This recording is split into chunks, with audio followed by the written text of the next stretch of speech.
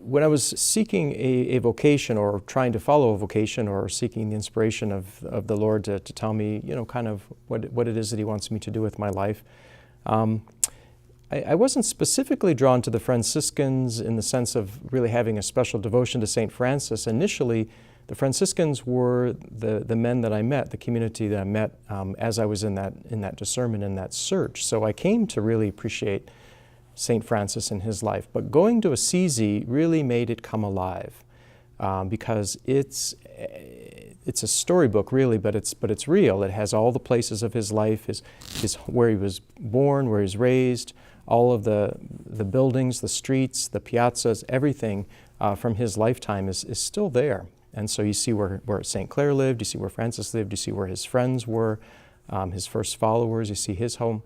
So it really is, you're touching history, you're walking through history, you're breathing the same air, you're in the same space that these very holy people were. And yet they're very accessible, they're very human. The people of the town refer to them as if they know them, Francesco e Chiara.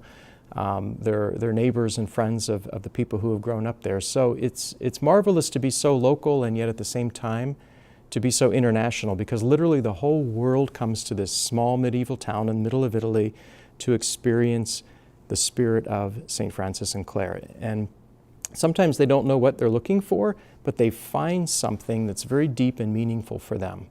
And I would think one of the most incredible things that I experienced was experiencing the peace of St. Francis through all the other people, because I would hear day in and day out how much peace people would feel. And so I would experience that through them. I would see St. Francis through their eyes, and it would be a constant source of inspiration. Sometimes things can be ordinary and become routine, but really it never did there, because it was always fresh, it was always new, it was always exciting for the people who were there, either for the first time or couldn't wait to come back. And so they've come back to spend time again in this place. So as a Franciscan, it's this energizing, spiritually energizing place, because it's so powerful and so meaningful for just about anybody who comes. Right after Assisi, I was ordained a priest in Chicago, and then I went into parish ministry for 2 years in Rockford, Illinois at St. Anthony of Padua Parish. Then I went back to Assisi for the Jubilee year for about a year and a half.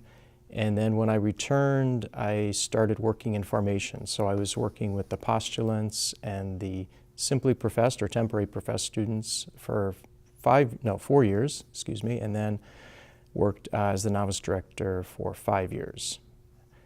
And then after that, I went back to the parish, back to St. Anthony of Padua Parish in Rockford for 4 years of parish ministry, and also at that time I was working on a Doctor of Ministry degree at Mundelein Seminary, St. Mary of the Lake Seminary in Mundelein, Illinois. My next assignment is Australia. The friars in Australia have voted to combine with our Chicago-based province, so we're doing a little bit of an interchange or an exchange of personnel. So I'm one of 4 friars from the United States that's going to work in Australia.